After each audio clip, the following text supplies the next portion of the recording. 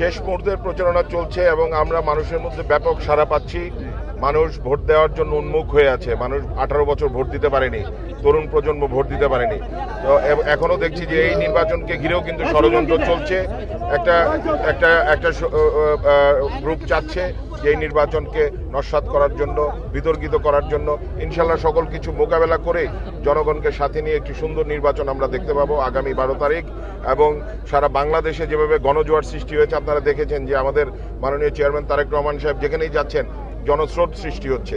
এবং একইভাবে গাজীপুরেও ব্যাপক উৎসাহ বিরাজ করছে জনগণের মাঝে, এবং আমিও যেখানে যাচ্ছি ব্যাপক সাড়া পাচ্ছি।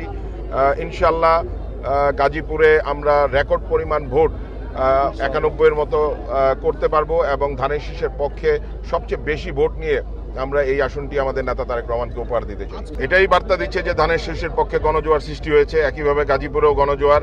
এবং আমরা আজকে এখানে গাজীপুর সদরে একটা র্যালি করছি, এবং তারপরে আমাদের 9 তারিখে সর্বশেষ র্যালিটি আমরা করব, সেটা টঙ্গীতে করব 9 তারিখ দুপুর 2:30টায়।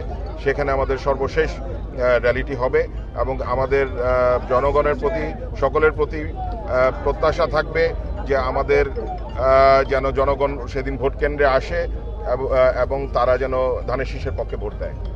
এবং আমাদের এখানে সিনিয়র নেতৃবৃন্দ, আমাদের সাবেক এমপি আলহাজ হাসানুদ্দিন সরকার সাহেব আছেন, আরও আমাদের মহানগর বিএনপির নেতৃবৃন্দরা আছেন, আমাদের থানা বিএনপি, ওয়ার্ড বিএনপির নেতৃবৃন্দরা আছেন, এছাড়াও অঙ্গ সংগঠন সহ আমাদের এলাকাবাসী এখানে আমাদের সাথে র্যালিতে যুক্ত হয়েছে। নির্বাচন বানচাল বা নির্বাচনকে বিতর্কিত করার একটা চেষ্টা তো এখানে কিছু ষড়যন্ত্র চলছে, এটা আমরা শুরু থেকেই জানি। তবে সেই ষড়যন্ত্রকে মোকাবেলা করেই কিন্তু আমরা এগিয়ে যাচ্ছি, এবং জনগণ নির্বাচনের পক্ষে আছে। আমরা বিএনপি গণমানুষের দল হিসেবে আমরা নির্বাচনের পক্ষে আছি, এবং আরও যারা প্রতিদ্বন্দ্বিতা এখানে করছে তারাও বিশ্বাস করি যে নির্বাচনের পক্ষে আছে। তারপরও দু একটি শক্তি যারা মনে করে তারা এই নির্বাচনে ভালো করতে পারবে না, ভালো ফলাফল করতে পারবে না, তারা নির্বাচনকে নস্যাৎ করার চেষ্টা করছে।